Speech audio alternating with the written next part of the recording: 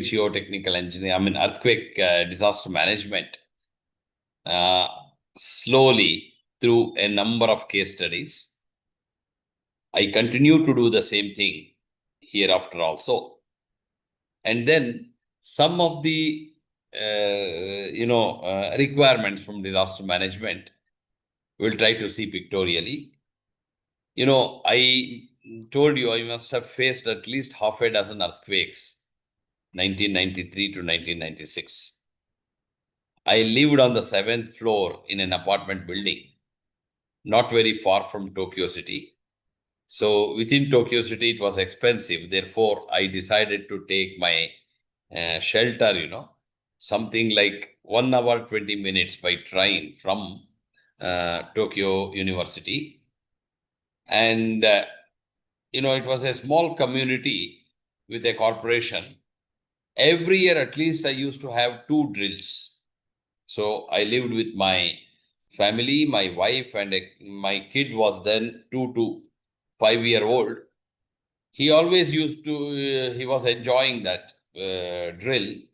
So they would announce it at least, 2-3 weeks in advance. And it was on a Sunday. And the fire department, the other disaster management departments would come. They would actually subject us to, artificial shaking. They created fire and they asked us to move in a building, artificially created building, which is subjected to fire. They took us on the, what do you call, fire engines and on the crane and asked us to get into our building to the 4th floor, 5th floor on that crane and again come back. So all these exercises were, quite sportive also. We were enjoying. At the same time, it created awareness. I was then, in the age group of 32, 33 and so on. So we really enjoyed. My son between 2 and 5 was looking forward for that. So they would create some kind of entertainment and create the awareness. Why I am mentioning that is some of the things are still lacking in our place. And it's very essential that we create awareness in a totally different way. And this is important because when exactly we are subjected to some disaster, at the time our mind doesn't work, our brain doesn't work. Instead, if we are given a drill continuously, you, without troubling your brain, you follow the regulations. Yeah, slightly, the number of participants is increasing. I'll be very happy to get your views. Well, if not, let me start my lecture. And in the first half, as I mentioned, I was showing you some of the examples of previous earthquakes and indirectly gave you certain messages. So from the earthquake data, like magnitude, intensity, focal depth, you can know the severity of the damage. No, more the magnitude, bigger the intensity, smaller the focal depth, damaging effect is more. I gave you an example of Erzin town in Turkey, which didn't suffer any damage because they say that in that place, people strictly follow the laws of the land. All houses are built according to the regulations. So if we can manage such things, we'll definitely bring down the disaster. And I gave you examples of what happens in a place where disaster management is poor. Haiti example, 2.5 lakh people killed. And example of Japan, where the casualties is 1, 2, 3, like that. We in India stand somewhere in the middle, therefore there is a lot of scope for us to improve. And time and again, I showed with data mentioning that wherever the disaster management is strong, casualties are less. We go forward. I just want to tell you about tsunami. Until 2004, we didn't have much idea about tsunami at all. Even I did not know much. So there was a huge tsunami which was created after the Indonesian earthquake, Sumatra earthquake in December 2004. And almost about 13 or 14 countries across Southeast Asia were affected. Even in India, there were more than 10,000 casualties. I was told that, early morning people were jogging on the Marina Beach or the Basant Nagar beach in Chennai. Tsunami waves came, they never knew that tsunami can be disastrous. There were animals like dogs. They knew, they ran to elevated places looking for shelter. They saved their lives. On the other hand, those who were jogging, they had no idea about tsunami. They simply perished under the huge sea waves, which simply, took them away. So message is, awareness is important. There should be idea as to what you should do when some disaster happens. So one of the reasons for this tsunami to happen is earthquake. Also, volcanoes, landslides may create tsunami, but it is the violent disturbance to the floor of the sea, which is the main cause for tsunami. And this disturbance mostly is caused by earthquake, sometimes volcano also. And because of the disturbance, whatever water is there on top, it is lifted up and brought down. And in the process, the water body is subjected to some change in energy. It wants to dissipate that. Therefore, the waves do travel in all the directions at high speed. Speed is something like 700, 800 kilometers per hour, same as speed of an aircraft. And they move from the place of disturbance in all different directions.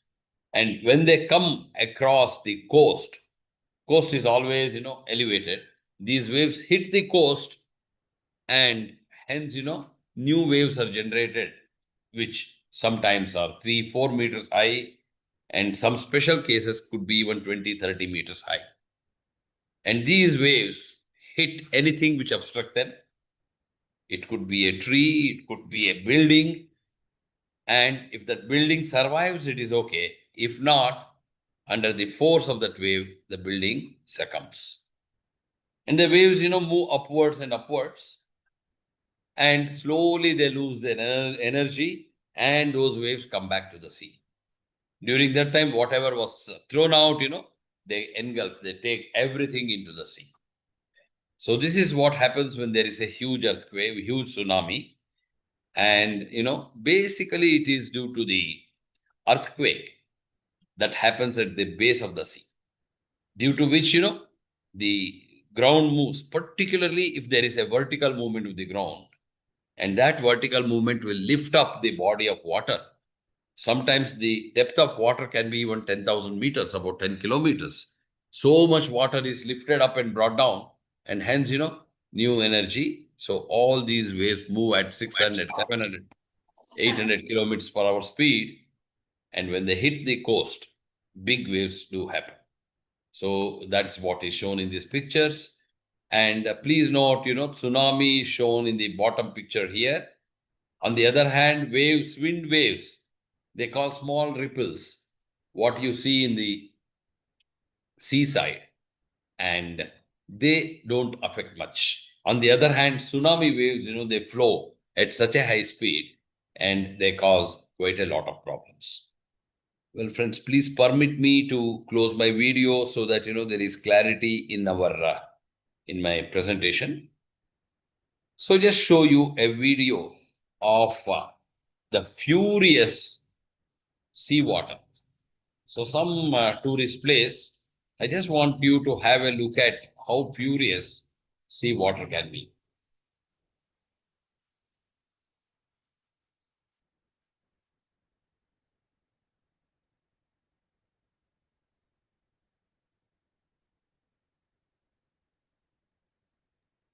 This is at Vivekananda Memorial Rock, sir.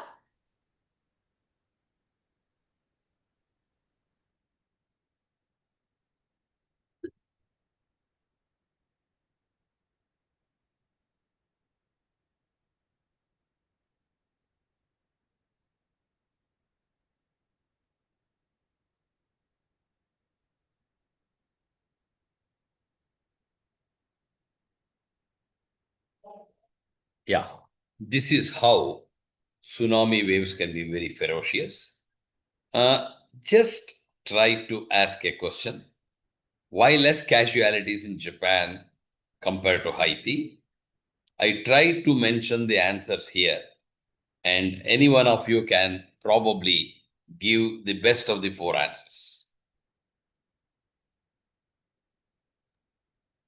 Sir, all of the above, sir. Perfect. Excellent awareness Perfect. about managing disaster, better disaster management, and better earthquake resistance construction, because that is what is very, very important, and they give a lot of importance to it. So nice of you. Thank you. Thank you very much, madam. And you are perfectly correct. So, all these are definitely inbuilt in Japanese custom, Japanese culture, Japanese technology. Therefore, they perform much better during disasters, especially earthquake disasters. And countries like Haiti are extremely poor because there is nothing there. They don't even practice very good codal provisions. They don't practice, earthquake resistant construction properly. And people have no awareness. And there are not many people equipped to manage during the disasters, providing relief and so on. The construction is not of good quality. So all these amount to poor disaster management there. Just try to ask you, what are the main causes of tsunami? Basically earthquake, landslide, volcanoes are the causes, but more than 70% of the causes is earthquake. So tsunami is generally caused because of the earthquake that happens at the base of the seafloor. If the earthquake happens on land, you will not find tsunami much. On the other hand, if it happens in sea, especially where the depth of sea is more, the depth of water is more, the effect will be more pronounced. Well, I told you that Japanese are well prepared. Still, I want to take you on to this earthquake. This earthquake happened in 2011 on 11th March, and this had a huge magnitude 9. Magnitude 9 is 10 times bigger than magnitude 8. Energy development side, it is 32 times bigger than magnitude 8. And, with respect to magnitude 7, 100 times. With energy side, 1,000 times bigger. Very huge earthquake. And that happened in deep sea, at the bed of the sea, causing one of the worst tsunamis. The height of the tsunami waves were 20 meters and more, sometimes even 40 meters. So it's a country with many small islands. And the biggest island is this one, Honshu, and in which Tokyo City is also there. And this island perhaps is maybe 1/10 of India in area. All others are smaller islands. So this earthquake had magnitude 9, intensity more than 10. It happened at 2:30 p.m. Japanese time on 11th March 2011. It had a focal depth of around 25 kilometers. It was quite far from big cities, from Tokyo 370 kilometers.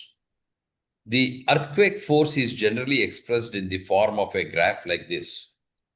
On vertical axis, you will have the ground motion, particularly acceleration. On horizontal axis, time. Please note the time duration of shaking. It is shown 300, which means 300 seconds, which means about 5 minutes. And the shaking generally will be very small in the beginning. Suddenly it increases. So here it increased, reduced a little, again increased, reduced a little, and then went on for almost 5 minutes.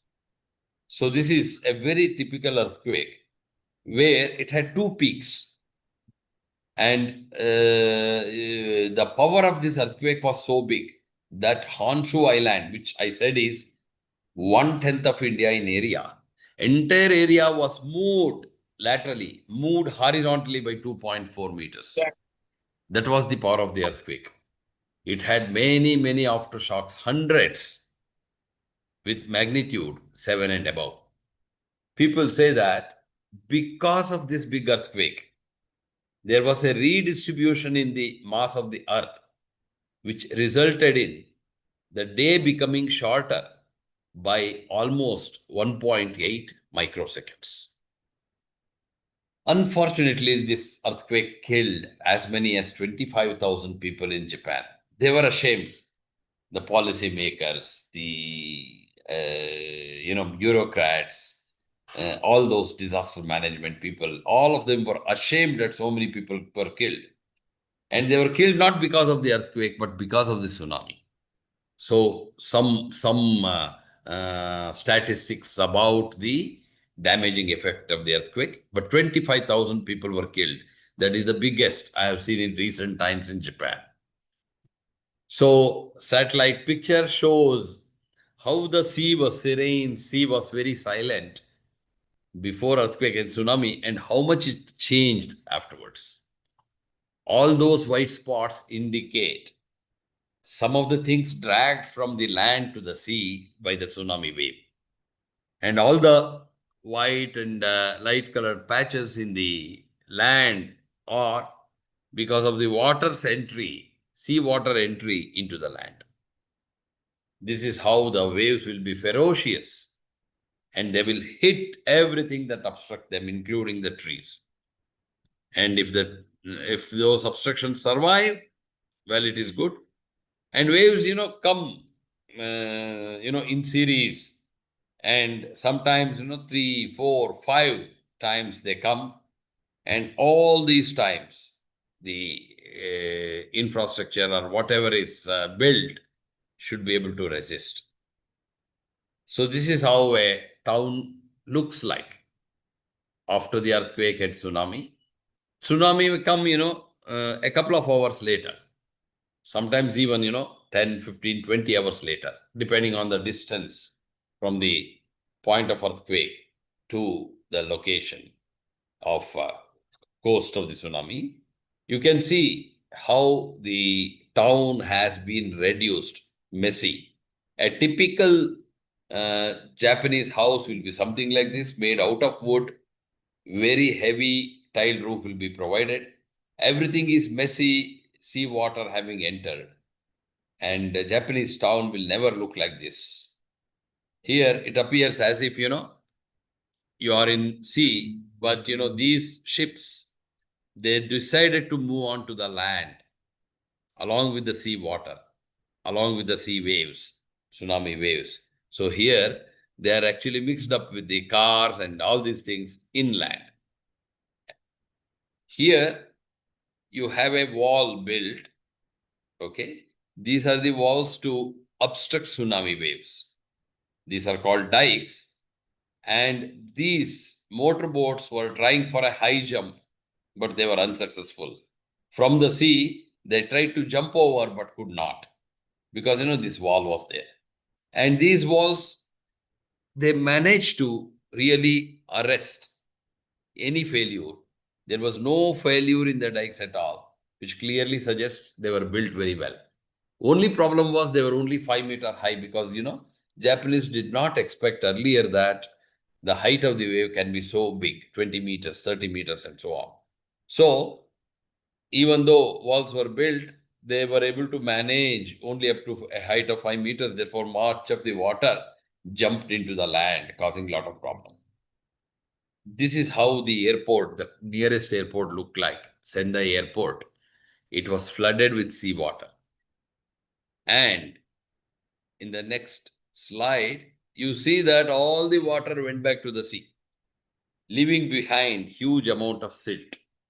The height of the silt itself was about 1 meter. It took sufficient amount of days for airport authorities to clear this area, clear the runway from this amount of silt. Looks strange. It looks like toys, No, these are the aircrafts, vehicles, cars, all of them were dumped in a low-lying area by the tsunami. And, these pictures were taken. So this I got from internet because I was not there in Japan during this 2011 earthquake. However, many important infrastructures like this bridge, they survived. There was absolutely no problem at all, which indicates that infrastructures were well built. The magnitude of earthquake was 9, very huge. The force of earthquake was extraordinarily high. In spite of that, the bridge survived, indicating that the infrastructure was generally well built. So if this had not survived, it would have caused many more casualties, many more problems. One other serious problem suffered during this earthquake was this one, nuclear radiation. This was a nuclear power plant, Fukushima plant. At least 30%, one third of Tokyo was electrified by this power plant. The waves came and hit the power plant, the reactor unit, and the reactor was completely destroyed. Due to this, there was nuclear radiation. And this nuclear radiation was very similar to what happened in Chernobyl sometime back in 1980s, Chernobyl, Russia, which caused problems to more than hundreds of people. So here also, I don't know, 100 to thousands of people were affected. I remember when I was in Japan, there were people who were affected by the atom bomb dropping during Second World War in 1945. In my university, there was one professor called Maikawa, a concrete specialist, whose parents were affected during that 1945 dropping of atom bomb. And due to that, their sibling, their child was, having speech problem. He was around maybe 45, 50 then when I saw him. He used to stammer a lot. And people said that this is because his parents were affected by the atom bomb, inhalation of that radiation. So why I'm saying that is, in case there is any nuclear radiation, it might affect the plants, it might affect the animals, it will seriously affect the human beings. Not only those who suffer, their children, grandchildren also may suffer. I'm telling this because, we have Kalpakam in near Chennai, close to the sea coast, nuclear power plant. We have Kaiga in Karnataka on the, Arabian seaside, in Karwar, close to the seaside. And if at all there is a huge tsunami due to earthquake somewhere else, and if it hits those places, I don't know how safe we are. We have to be very careful. So such a mess will happen after the earthquake because, wet mud from below, it comes up. These are all the effects, indirect effect of big earthquake. And why it comes, we all know, and lot of work we have done with respect to that. So here, there was a sloping ground on that, this house was built. Everything was fine before the earthquake. But this earthquake caused the problem to the slope. Building was okay, building was well built, but the slope itself failed. And the house, this construction was placed on the slope. Therefore, this could not survive. This is a strange thing. I don't have the answer. This is a 2-lane road built on a gradual slope here.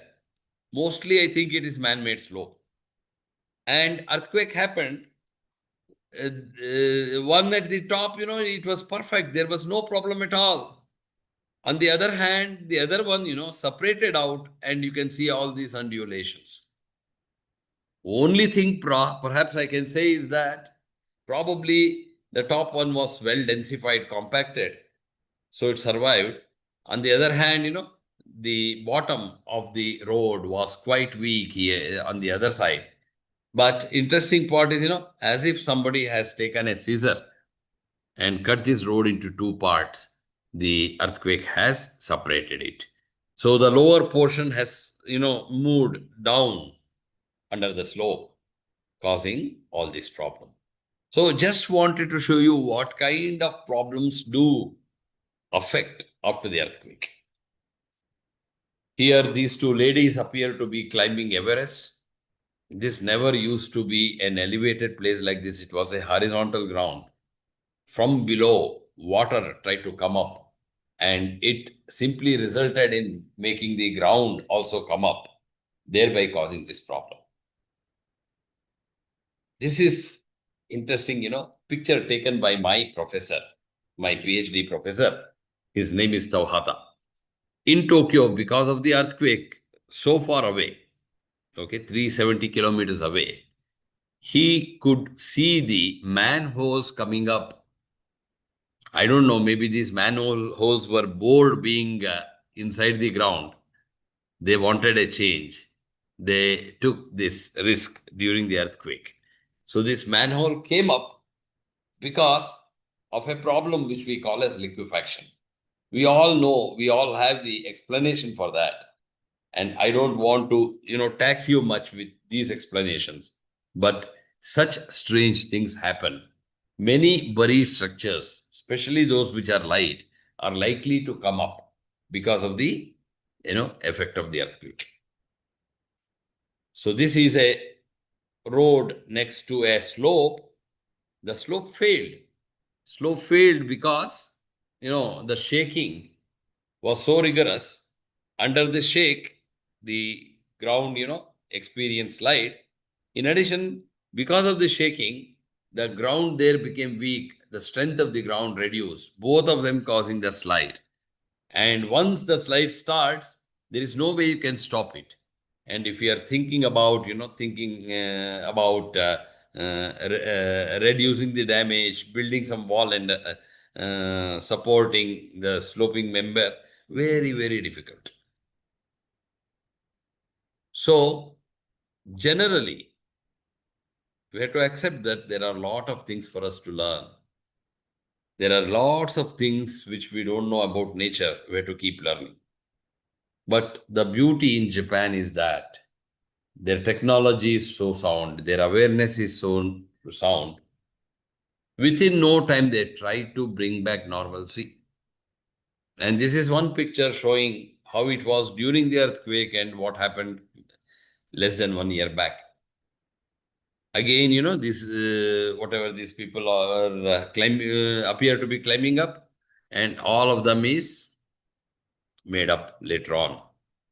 This was the mess in that city, but because of the earthquake, you can, because of the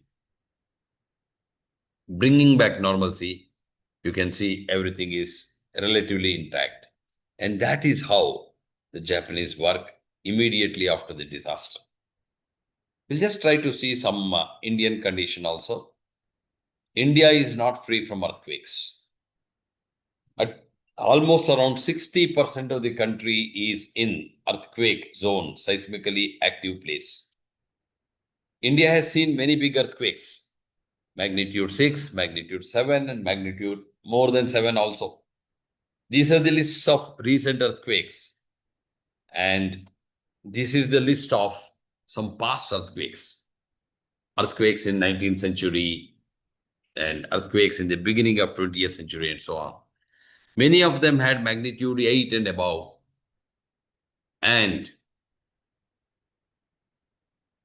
most of the big cities, especially in north, are situated in zone 4, which is considered seismically very active. More than, almost about 10% of this population live in those places. And if something happens there, which are all considered seismically very active, earthquake prone, I don't know whether we have the, ammunition to stop the problem, stop the damaging effect. So this is how the country is divided into 4 zones. from the seismic activity point of view.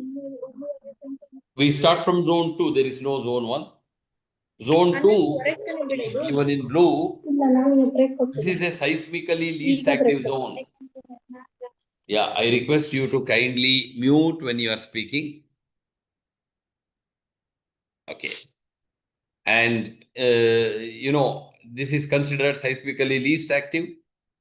There are less number of earthquakes that happens. Frequency is less.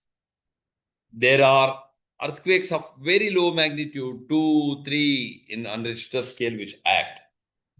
On the other hand, red is in zone 5. You can see red in the Gujarat portion. You can see red in Kashmir portion and northeast, also Andaman Nicobar Islands, which is in zone 5, seismically most active.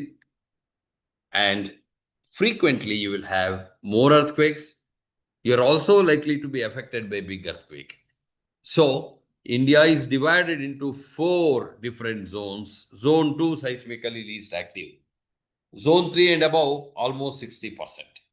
Seismically most active. Just want to spend a minute or so on Latur earthquake. Latur is in Maharashtra, Khilari, not very far from Karnataka. Some places of Karnataka are only 50-60 kilometers away. Otherwise, bigger cities are about 100 kilometers away. And the earthquake happened on 30th October 1993, when people had no idea about earthquake there. It was considered seismically least active. People had absolutely no idea. And suddenly this earthquake happened at around 4 a.m. on 30th October. Effect is that more than 20,000 people were killed. Majority of them perished in their sleep only. The buildings were never built to take up this earthquake force. People had no idea. The engineers also had no idea. They didn't want to spend more money also.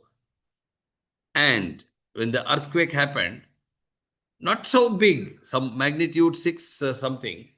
And when the earthquake happened, the walls, which actually support the roof, they could not stand, walls fell down. Roof became unsupported and roof also came down. People were sleeping in their, homes, at 4 a.m. in the morning. They were sound asleep. And all these roofs, they just came down on them and they perished in their sleep only. Lot of bad things happened later on. But what I want to tell you here is that it is purely because of lack of knowledge to the civil engineers there. The buildings were never built to take the horizontal dynamic force exerted by earthquake. And they were just incapable. So the walls fell down, and walls which supported the roof also, made roof to come down, and people simply perished in their sleep, which is very, very unsound, not acceptable. If at all they had built their walls, stronger, built with good keys between the, bricks, sufficiently good mortar used, probably things would have been very different. 20,000 death could have easily been avoided. This is how the buildings were. This is how the buildings were reduced to rubble after the earthquake. A little on Nepal earthquake. Reason, not very far from India. There were 2 earthquakes in about 15 days' time, way back in 2015.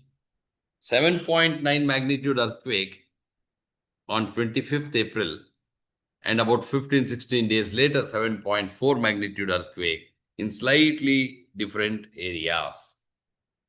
If the building survived, then it was okay. Otherwise, there was another earthquake, building had to survive that. And all those buildings which survived, happily they are still standing. Some of them, were lost. More than 10,000 people were killed. So this is the, statistics about Nepal earthquake of 2015. Focal depth was 15 kilometers, magnitude 7.9. Happened on 25th April. One more 15 days later happened with a magnitude of 7.3 or so. Just want you to see the CCTV clippings from different CCTVs at different locations. Observe what happens.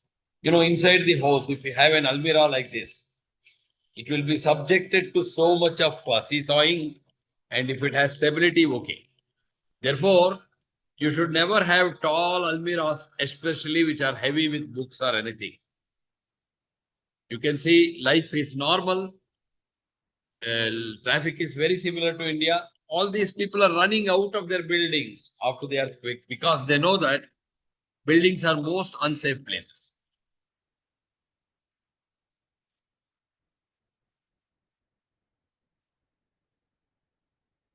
See how the trees are shaking. Something happened, and this man was really panicking. Therefore, he jumped out.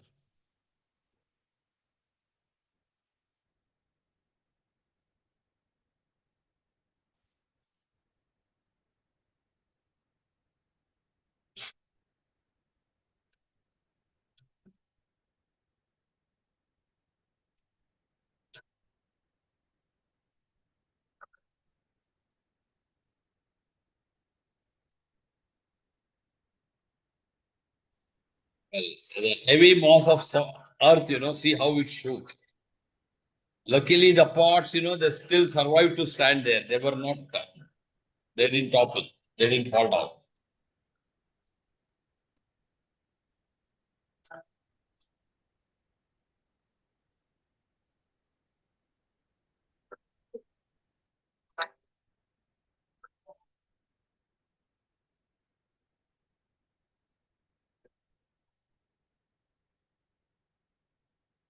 See how the hanging objects like fan were moving. This is some museum building. Any tall, material, furniture, they toppled, or statue, they toppled. Well, I'm not interested in, healthcare part of it, but still you should know that, immediately people were taken care of. Well, life is normal. Haphazard traffic is going on. Policeman has no role to play. People don't even bother to listen to him. And suddenly, people realize something is happening. They all stop, and people run out of their buildings to the center of the road, away from the building, and people stop their vehicles. This guy is taking his car, he is not bothered. He's just trying to go out, but somebody stops him later. So this is a common situation in all earthquake-prone areas, and you should have that courage to come out safely, taking care of others also. Luckily, no building failed here. If the buildings had failed, things would have been totally different.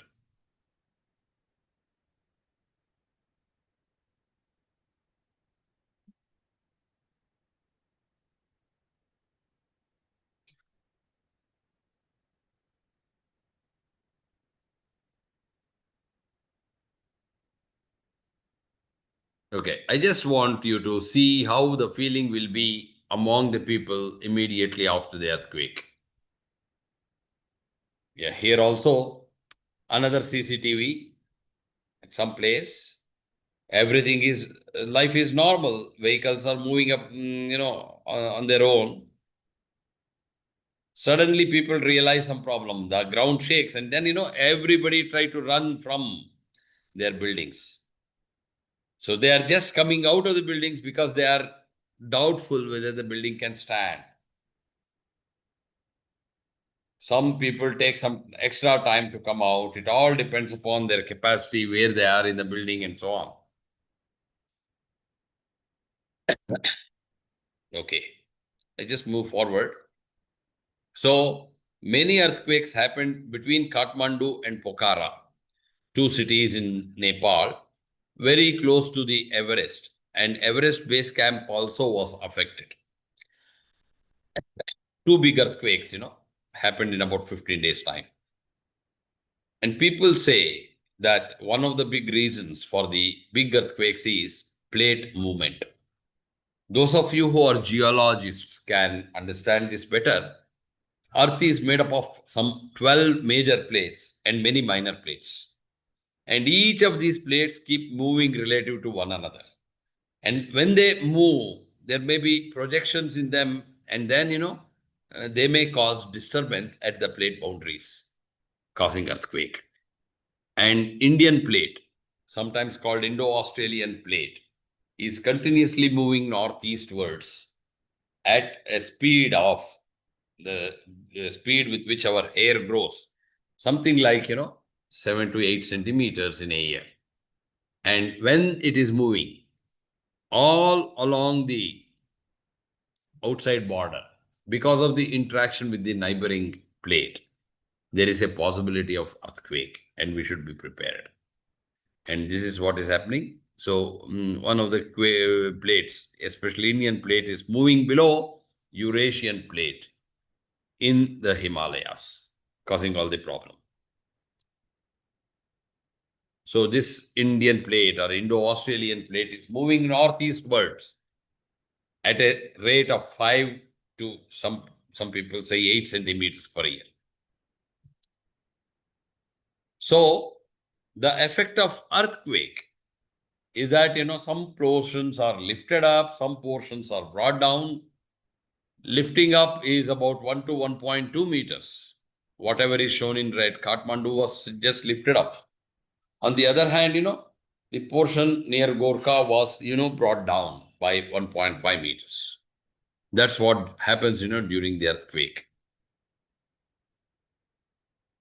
There is one USGS, United States Geological Survey, that immediately records earthquake and gives its report.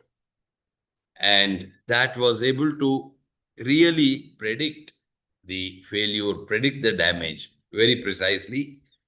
It said, the total damage could be about 10,000, which is correct. And economic loss could be around, something like 35,000 million US dollars. And both these predictions were very close to the reality. What happened to the road? You can see it was broken into two. This was one famous tourist place called Darhara Tower, almost about 240 meters high, built of brick masonry, built sometime in 19th century, 1840 or so, mainly for, watching the enemies and for other purposes. One of the tallest ones. People were visiting at the time of the earthquake. There were about 50 people on it. And, the shaking was so big, the building could not survive. It fell down. Probably about 50 people perished.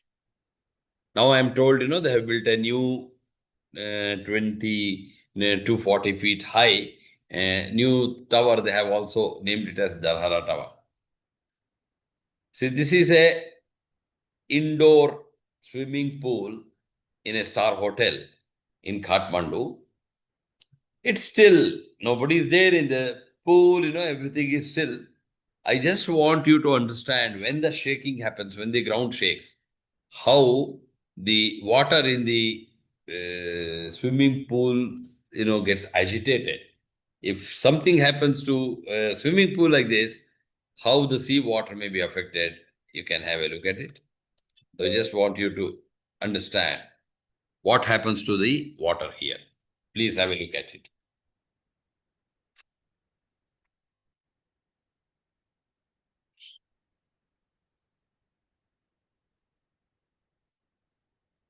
Now the shaking has started. Until then, it was still time. Now the shaking has started. The CCTV is also shaking, but water is still stagnant. Slowly, water is getting agitated. You can see how it's getting slowly, the shaking has built up, and see how the waves are formed. If in a pond like this, man-made pond like this, wave can form so much agitation. what will be in an open field, open water body. So I just wrote down some of my learnings here. I'm just leaving this. In general, okay, how powerful an earthquake can be, we'll try to see, we'll discuss. But here again, I'm showing one of the big earthquakes that has hit Mexico City. There also, in 2007, there was a big earthquake which was away from the city of Mexico, in the country of Mexico. On 7th September, 12 days later, there was another earthquake, but that hit Mexico City badly and more than 400 people died. I want you to have a look at the situation when an earthquake happens. These people are all shaky. They know that the ground is shaking. They're trying to take shelter. Like in Nepal, all of them are trying to come out of their building.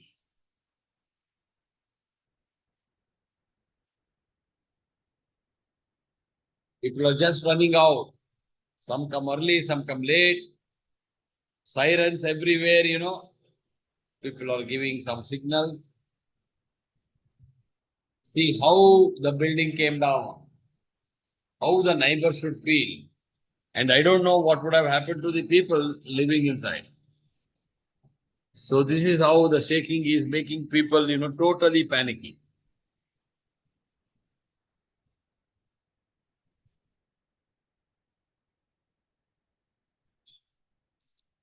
All of them are just running out of their building.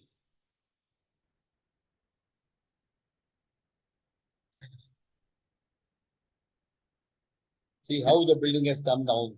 You can imagine the psychology of the people there.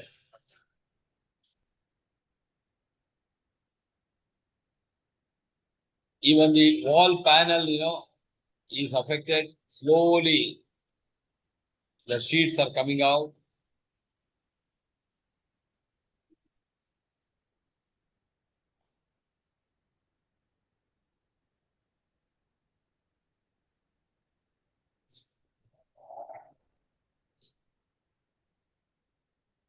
See how the building is gradually collapsing.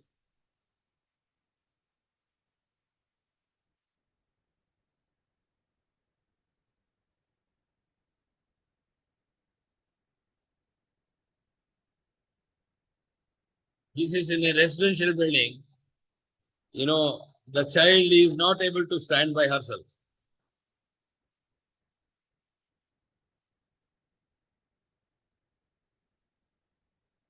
This is in some amusement park. See how the water body, it's a, lake-like thing which should have been silent. See how the fire breaks.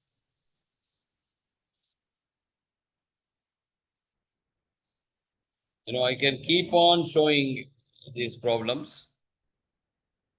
So, just try to ask, what is the major effect of earthquake? Is it loss of life, economic loss, deviation from normal life? And I'm very, very sure all of you will say the fourth one is the right answer. Therefore, disaster management job or focus, objective is to see that you reduce loss of life, you reduce economic loss, and quickly you bring back normalcy. These are the major objectives of disaster management. Well, I just asked how many seismic zones India is divided into. Any one of you? 5. Is it 3? Is it 4? Is it 5? Is it 6? 4, sir. Beautiful. I'm so happy. I'm so happy that you are alert. So we now have 4 zones, seismic zone 2 to 5. There used to be zone 1, and after the Bhuj earthquake of 2001, they removed that. So whichever one was in zone 1, they either put them into zone 2 or into zone 3. So we have 2, 3, 4, 5. Very recently, they have decided to revise this again. It is revised but not yet published. We have IS code, Indian Standard Code. The code is called this earthquake code is called IS 1893. 2023 is still in the draft stage.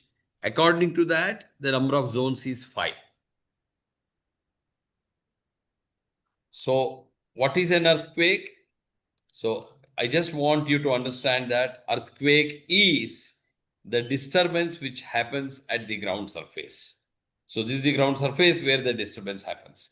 And that disturbance happens because at some depth below, there will be, or vibration happens at the ground surface. This vibration is because of the disturbance which happens at some depth below the ground. And the place where the disturbance happens below the ground, we call as focus. And the focus, when it is projected onto the top, it is epicenter. Epicenter is the projection of focus at the ground surface. The distance between the epicenter and focus is called focal depth. And when the focus is close to the ground, the disturbance or vibration at the epicenter will be large. Place where you are will let you know how far is the epicenter from you. That is called epicentral distance. Please note that earthquakes are unpredictable. You just cannot predict when the next big earthquake happens, where it happens, what will its magnitude be, how long the shaking be, and what will be the focal depth. Nothing can be predicted easily. That is why earthquake engineering is challenged. So as I said, the point where the disturbance happens below the ground surface in the earth mass is called focus. The point which projects from the focus onto the ground surface is called epicenter. And the distance between these two is called the focal depth. And when an earthquake happens, earth shakes in 6 degrees of freedom. So it shakes laterally in 2 different directions, up and down. There also is the moment causing the problem. And why we are worried about earthquakes? Because they are so big sometimes and they cause so much damage without any warning. If you take statistics out of different disasters, natural disasters, it is the earthquake which kills more than 50% of the total deaths. It is the earthquake which causes problem to more than 50% of the built environment, the buildings and so on. All others, like hurricane, flood, and so on, will combinedly have less than 50% effect. So that's the reason earthquakes are considered more dangerous, and disaster management against earthquake is essential. I already showed you an example of Latur, which was considered very safe, but it suffered damage. So message is, we don't know. Tomorrow, there may be a reasonably big earthquake in wherever we are living. Are we equipped? Will our houses be safe? Will our building be safe? Will our office be safe? We don't know. So we have to be more careful. And we need some advices as to how to manage during earthquakes and so on. I just have a list here, list of big earthquakes. The biggest earthquake which is recorded so far is 9.5 magnitude in Chile. Way back in 1960, that's the year when I was born. Okay. And after that, there are many, many earthquakes. Interestingly, last 2 decades, less than 20 years back, there have been 5 of the biggest earthquakes which have hit the globe. And among these 10 earthquakes, 6 of the big earthquakes were caused nearly in the sea, causing big tsunamis. And, as I told earlier, more deaths have happened in countries which are underprepared. And when an earthquake happens, there is always, a horizontal dynamic force, a lateral dynamic force created on the buildings. If there is no earthquake, we always design the buildings to take the vertical static force. But earthquake, and so the other disasters like flood, hurricane, cyclone, all of them cause horizontal dynamic force on the building. and building should be designed to take this extra force. If they are designed, the building will be safe. If they are not properly designed, building will suffer damages like what you are seeing here. So this we call as, seismogram, which tells about the plot of how the shaking has happened. And this also compares earthquake force from wind force.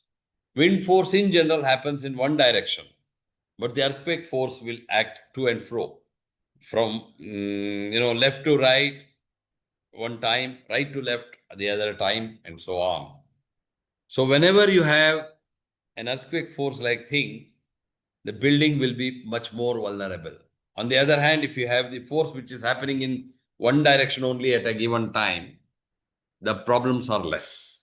Uncertainties are more when the shaking is in two different directions, like that of earthquake. Therefore, vulnerability is more. So the buildings will have to resist the shaking. And if they have the capacity to bend, like what is shown, if they are flexible, the problems are less. But all the buildings will not be flexible, so they are subjected to unnecessary stress.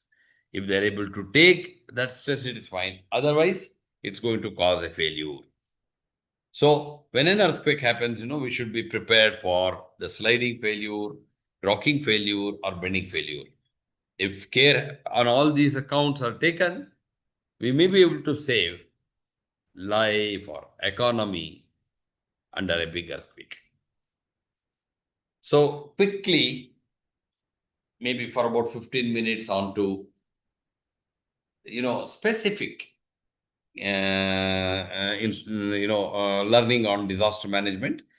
Disaster, the definition is something, which causes widespread damage, which causes catastrophe, and so on. It can be both man-made or natural. Earthquake is natural disaster. Disaster management, as I told, is something where you manage the disaster. You reduce the damaging effect. So, reducing damaging effect, three important things you should know. Loss of life should be curtailed, controlled. Economic loss should be controlled. You should bring back normalcy at the earliest. And when a disaster happens, lot of work has to be done immediately after the disaster, sometime later. Also, a lot of work has to be done before the disaster. So, you should be well prepared. Prevention, mitigation, preparedness, all these happen before the disaster. Response, and then, assessment and relief and reconstruction will happen after the disaster. And immediately after, there should be, people to take care of those who are injured.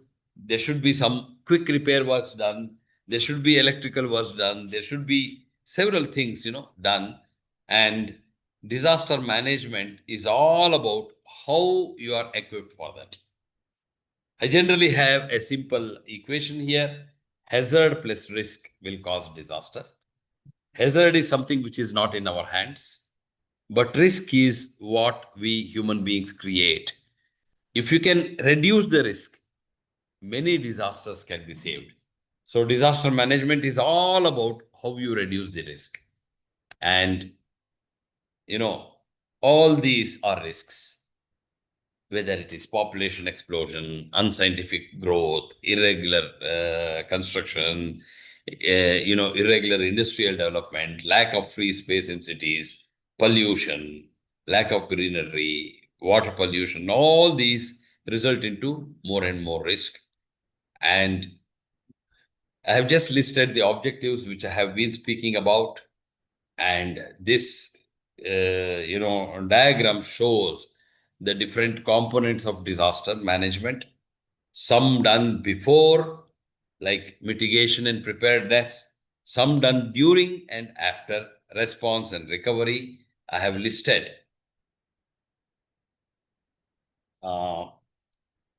some of the requirements from the preparedness. I told you about mock drill, which I experienced in Japan almost twice in a year.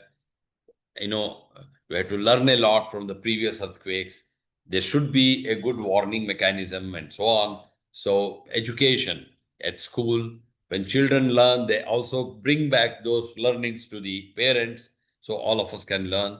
And response, in almost all big cities, there has to be some rehabilitation center. That should never fail. That should be earthquake proof. Even under big earthquake, that should not fail. It could be a school building. It could be some community hall. There, you have to keep all the stockpiling of medicines, stockpiling of food, the clothings, blankets. People should be clearly informed where this rehabilitation center is and how they have to walk or run, during the crisis. So in Japan, we all were informed. Whenever there is a huge earthquake, corporation says it's a huge earthquake, don't take risk, run to the rehabilitation center. Whichever floor you live in, you don't take elevator, you take staircase and, run to the rehabilitation center, which is essential. So these are all some of the requirements. And disaster management, prevention of the problem is always good. Technical awareness to engineer should be there. And several things I have mentioned here. And, during the disaster, lot of uncertainties will be there. It might happen during nights, electricity may go, poor visibility, some debris would have fallen on road, bridges may be, destroyed. It may be very cold weather or very hot weather. Fire may break. There may be lack of communication. We have to work under such situation. And who all are involved in disaster management? From district magistrate to the police, to public works, to, fire station, hospitals, everybody, including each one of us. All of us will have to work together to manage the disaster. And you have to bring back normalcy. That means, how quickly, whatever the disturbance has happened is, removed. We call some of the important things as lifeline. It is the water required for drinking purpose, electricity, communication, road network, etc. They are all called lifeline. And you have to see to it that lifelines are not hampered. You have to see to it that the lifelines do not get damaged.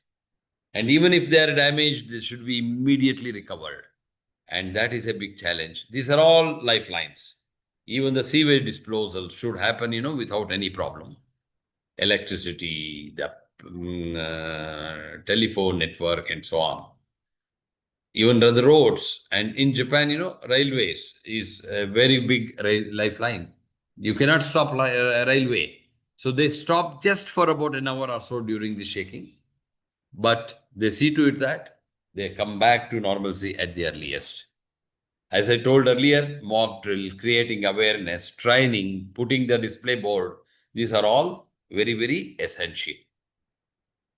Disaster preparedness in Japan, when I lived for 3 years, we always used to keep a disaster kit in the front door.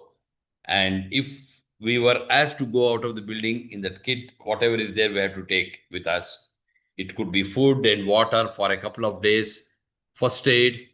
You may have some rescue tools like torch, rope, and, even your mobile phones these days.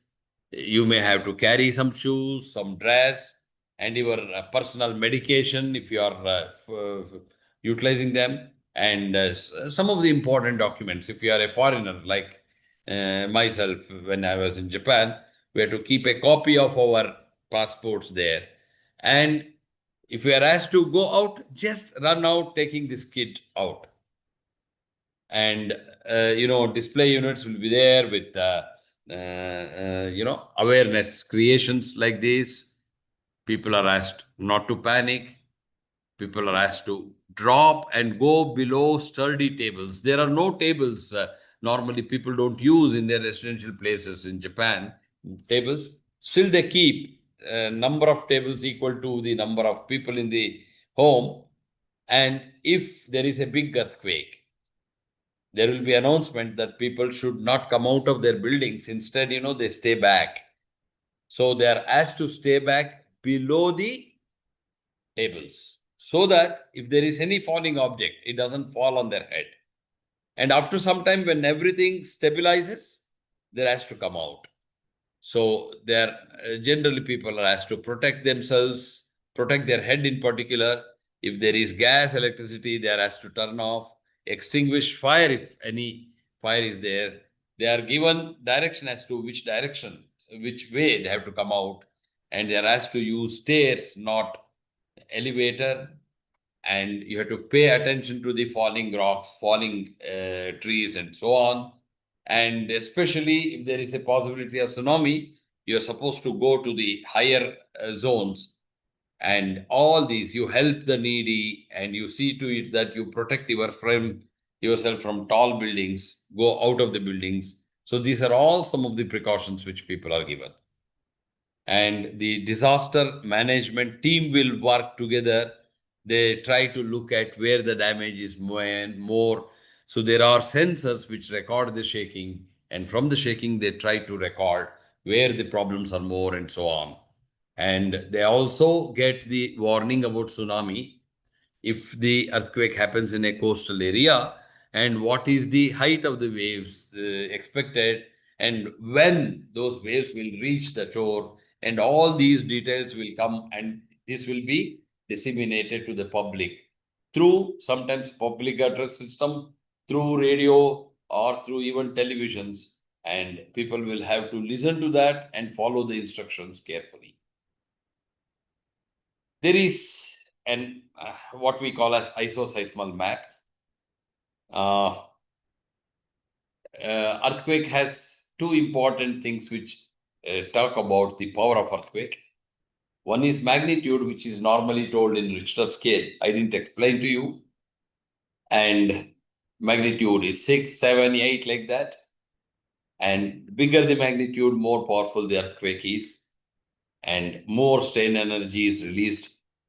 Another is intensity, which talks about the damaging effect of earthquake. Intensity is spoken from 1 to 12 in India using scale, modified Mercalli scale. And immediately after the earthquake, you can plot the contours of equal intensities. That is called isoseismal map. These are done automatically. In Japan, the moment the earthquake happens, immediately these maps come on the TV screen. If you are in a place where intensity is 6 or 7, don't worry too much. Just relax, enjoy the shaking, and after the earthquake comes down, you continue to do the work. If the intensity is 10, 11, or 12, we haven't seen much, I have only seen 11, 10 or 11, then it is disastrous. You just cannot take any decision carelessly. Find out what instructions are there. Until then, you take shelter under a sturdy table and plan what is to be done. So, such maps are created. They are very good warning systems. And this is how the isoseismal map is. And this is the isoseismal map of, Gujarat after the Gujarat earthquake. So, wherever intensity is 10 and above, very serious. Wherever it is 8 or 7, you don't have to bother much. You know where you stay, and the place where you stay, whatever is the intensity you see, if the intensity is on the side 10, 11, and so on, you have to be careful. If it is less than 9, less than 8, you can comfortably enjoy the earthquake and continue to do your work. Well, I have just tried to ask you to define some of the terminologies like disaster management, isoseismal map. You can do that.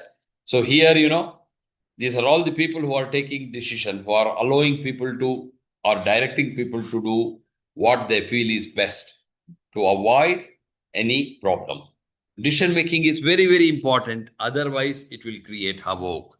There could be stampede. There could be lot of problems. And in India, such control is very, very essential.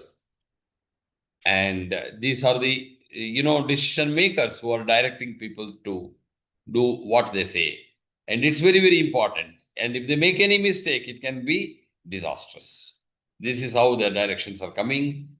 People should never panic. In Japan, people don't panic as much as in India. So they're all worried, they're all concerned, but they are not showing their panic. Of course, they are consoling each other. So the disaster management, wing or personnel are giving directions to the general public. And such type of relief works are very, very essential.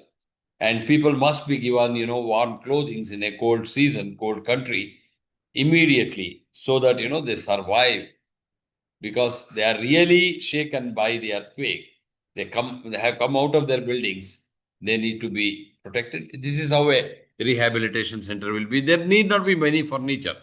Lot of storage space to store medicines, to store, food, water, and so on.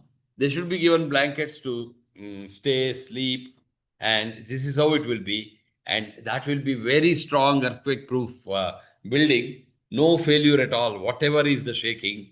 And until everything is safe, people are asked to stay back. This is how people are asked to go below the sturdy tables, whether in office or at home. This is how small children are taught in the schools what they need to do. And whenever an earthquake happens, people try to take support at the wall. Preferably, it is better to take support at a strong column, because columns in Japan don't fail immediately. They are designed like that. But in India, you can't take that risk. Column itself, that column where you are standing may fall. So you have to be very, very careful. This is how, people take shelter. This is in some restaurant. This is a huge column. They are taking shelter. And this lady is looking at the map to see how to go to the rehabilitation center. What is the simplest, easier method to go to the rehabilitation center? Well, I stop here. Okay. What are the major lessons from earthquake disaster management? Well, you have to stay away from tall buildings, towers, or even trees. You have to protect yourself, perhaps under a sturdy table. Use stairs, not elevators. And maybe, if required, you move to the rehabilitation center. So these are all some of the lessons. And I stop here and allow you to ask a few questions. And I don't think, I taught many, many things, but I shared some of my experiences. And if it was useful, I'm extremely happy. And I stop here, and I'll be very happy to answer your questions. I close my lecture with this and close the presentation. And I also start onto my video, and I am available for a talk with you people. Please. So I close my lecture mentioning that disaster management in general is very, very essential.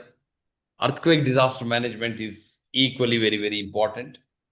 Latur earthquake, which happened in 1993, shows us that even in a zone which is not considered an earthquake zone, a big earthquake can happen. We should be prepared. And some kind of drill and awareness is very essential. So we will be able to save lives. Even one life saved is very important. I close my lecture here.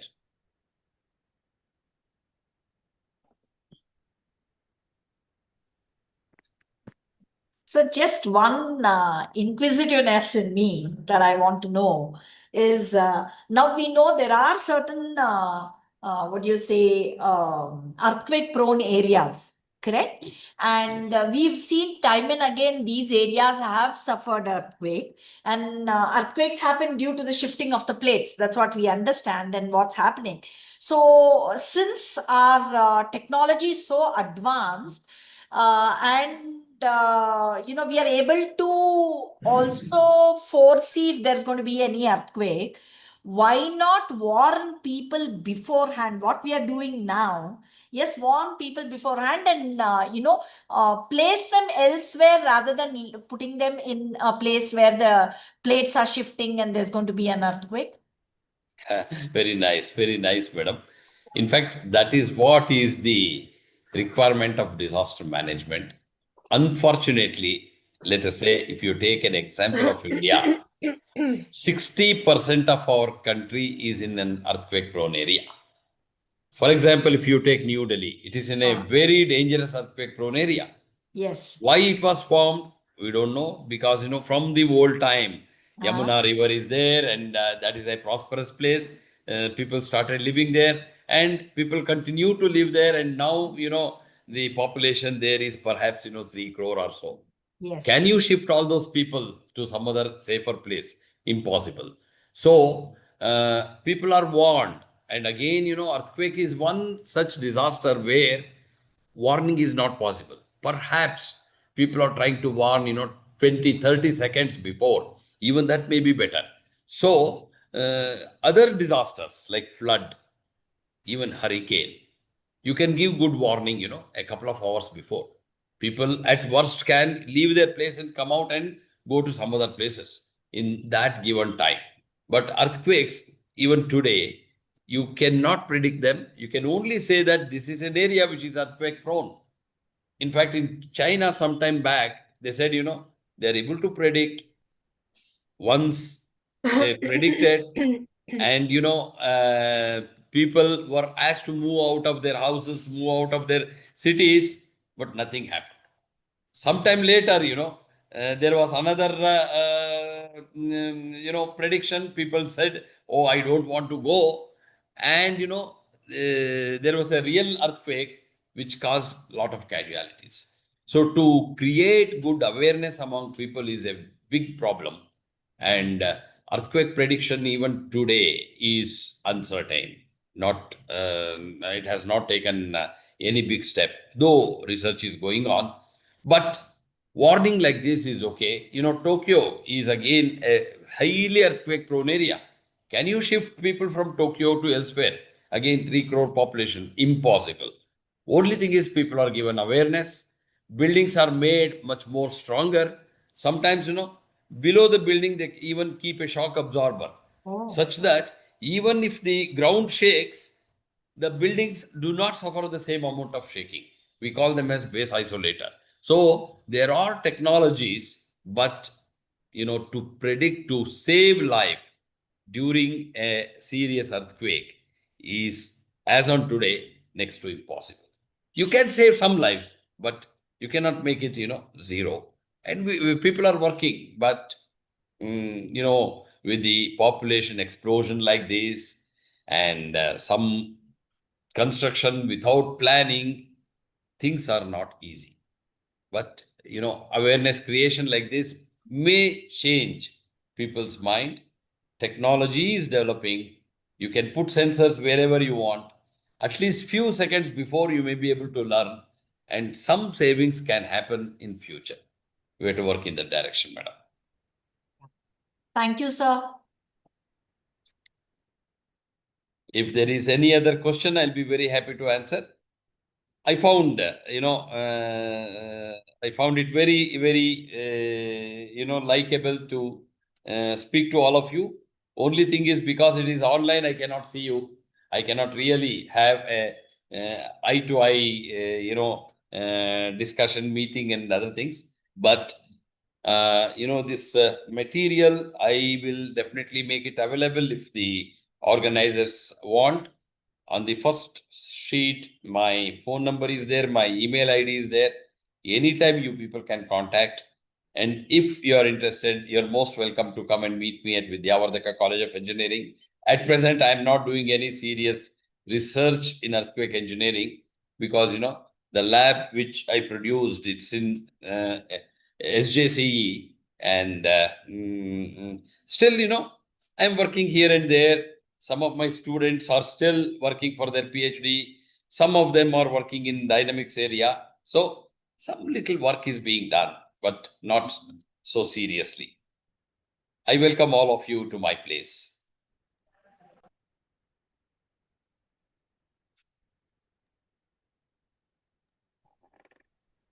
Well, if there is no question else, no further question, I request admin to let me know whether I can log out. Sir, on behalf of all the participants in this disaster management FDP and on behalf of MMTC, we would like to thank you for your Thank you. wonderful presentation. And definitely it was very interesting. And I think we got a lot of input, sir. Thank you so much. Thank you, ma'am. Thank you. Thank you, Thank you, Sandhya, sir. ma'am.